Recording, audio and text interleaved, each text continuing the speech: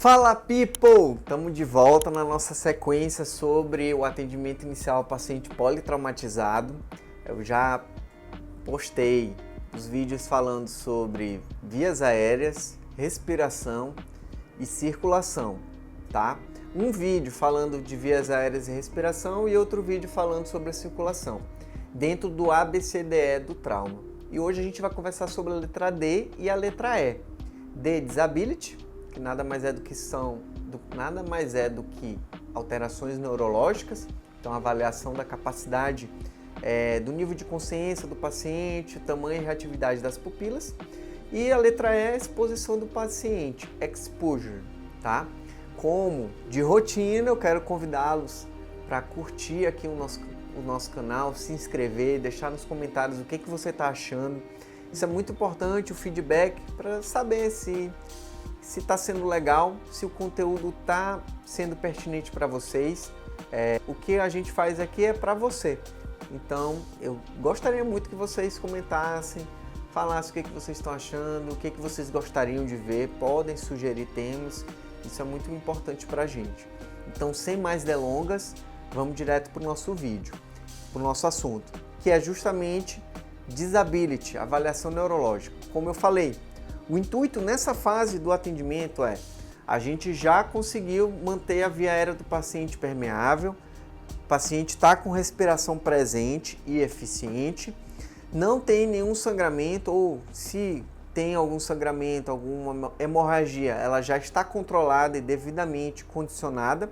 A gente vai agora para a avaliação do nível de consciência desse paciente e também a avaliação do tamanho e da reatividade das pupilas, no intuito justamente de fechar essa avaliação primária do paciente. Então, nessa fase, o objetivo é justamente identificar possíveis condições graves presentes no sistema nervoso central do paciente, principalmente possíveis lesões intracranianas, que exijam algum tipo de intervenção imediata, né? A falta de consciência com a alteração da reatividade da pupila, ou seja, elas respondem de forma diferente ou estão com tamanhos diferentes, requer que seja feita uma tomografia computadorizada do crânio de forma imediata, para assim chegar no diagnóstico e, se for indicado, a cirurgia ou tratamento conservador com o uso de medicamentos.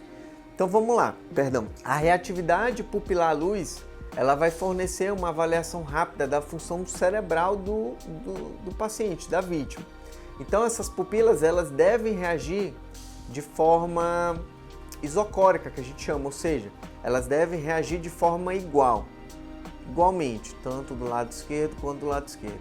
Então qualquer alteração nessa reatividade pupilar pode nos levar a algum possível dano no nervo óptico ou modificações na pressão intracraniana, presença de algum hematoma subaracnoide, intracraniano, enfim, presença de alguma alteração intracraniana, hematoma subdural, epidural, enfim. Então, para fazer essa avaliação a gente precisa utilizar a escala de Coma de Glasgow, tá? O que é a escala de Coma de Glasgow?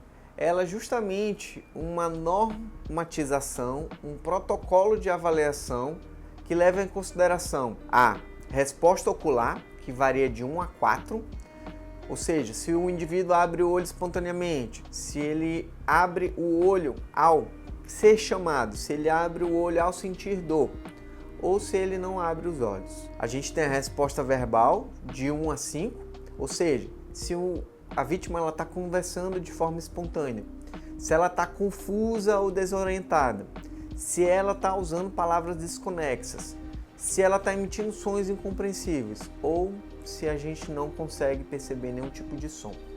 E resposta motora, que é de 1 a 6 pontos, se o indivíduo está obedecendo a comandos, localiza os estímulos de dor, se ele tem reflexo retirada da dor, se ele tem uma flexão anormal, que é uma decorticação, se ela tem uma extensão anormal, que é uma descerebração, ou se ela não tem nenhum movimento presente, ausente. Então, a gente tem essa escala inicialmente a escala de coma de Glasgow, ela vai de 3 a 15 pontos. E a partir de 9 pontos a gente tem a indicação para uma intubação, ou seja, a preservação ali da via aérea e manter o paciente sedado. Mas pode cair na sua prova de residência uma atualização, uma revisão dessa escala de coma de Glasgow. Ela foi revisada e atualizada.